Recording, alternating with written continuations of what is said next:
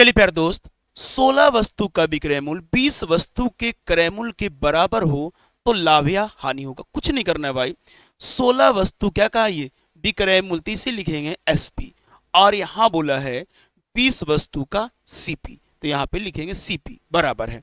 कुछ नहीं करोगे, इंटरचेंज कर लोगे, बदल दोगे भाई, यानी ये हो जाएगा 20 और ये हो जाएगा कितना, 16। यानी कि क्रय किया आपने 16 में, बेचा 20 में, फायदा कितना, 4 का।